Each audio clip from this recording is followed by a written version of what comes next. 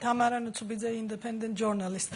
If it's possible, can you tell us which kind of measures will be taken now from Commission regarding to visa-free suspension for diplomatic passport owners?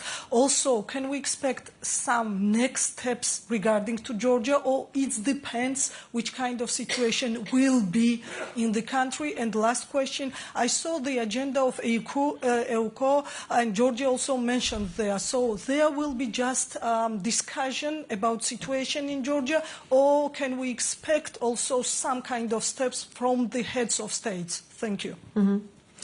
First, I worked so hard on this Foreign Affairs Council. I mean, in the EUCO, I'm not the one leading this, but I mean, I will look into this, how the discussions will go there. What we had today and the discussions with the Commission is to suspend the visa-free regime for diplomatic passports and service passports.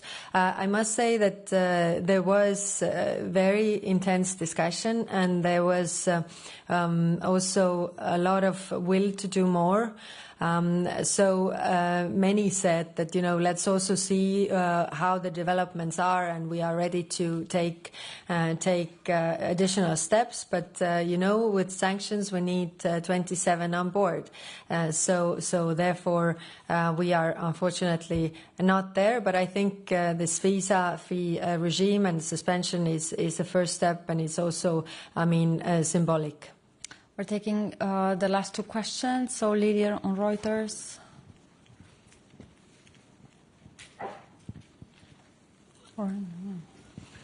Thank you. Andrew Gray from Reuters. Back to Syria, High Representative. In 2020, the EU condemned what it called the systematic practice by the HTS of unlawfully detaining, torturing and murdering civilians living in areas under its control, acts which the EU said may amount to war crimes or crimes against humanity, and it also mentioned the recruitment and use of children in its forces. Does those conclusions still apply? Is that the view of the European Union about HTS today, and should it have any bearing on how the EU deals with that group now that it's in charge of Syria?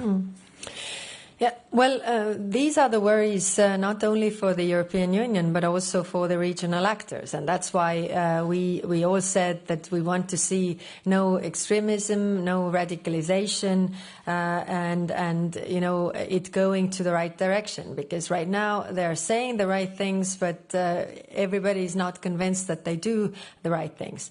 I just want to reflect the discussion that we had. What everybody wants is to avoid the mistakes with Libya and Afghanistan, similar things, where, you know, there was a vacuum left. And therefore, we know the troubles with those countries. So when I say that Syria has, you know, hopeful but uncertain future, is that we need to see that these steps go to the right direction, because everybody wants stability in Syria. Everybody wants, you know, all these groups to live there peacefully, so that also the refugees can return to Syria, and there is a stable country in the region. Whether it will be like this, well, a lot of doubts about that, but we need to work for that to happen and help. Because you know, the region is extremely complicated, and that's why I also think that it's very important to work with the regional actors, that everybody is on board, delivering the same messages to the leadership of Syria now. Mm-hmm. Thank you. Last one, Jorge. Hello, High Representative Jorge Liboreiro with Euronews. Two questions. On Georgia, we know that Hungary and Slovakia opposed your proposal for sanctions. What's your assessment of this situation? Is your first Hungarian veto of your mandate? Are you willing to try sanctions again? And second, on Syria, you said that you sent a senior diplomat to Damascus to make contact with HTS.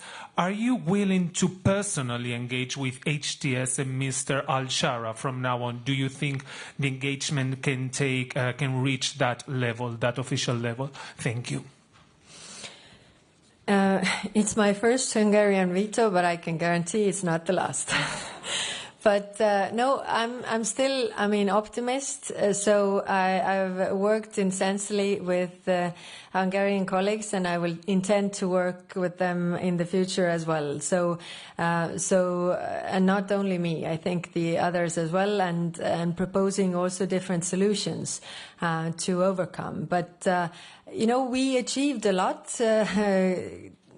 This Foreign Affairs Council, for the first one, we got the Association Council coming. We have the visa free regime suspended, so we still, accomplished something, but not 100%. That is clear.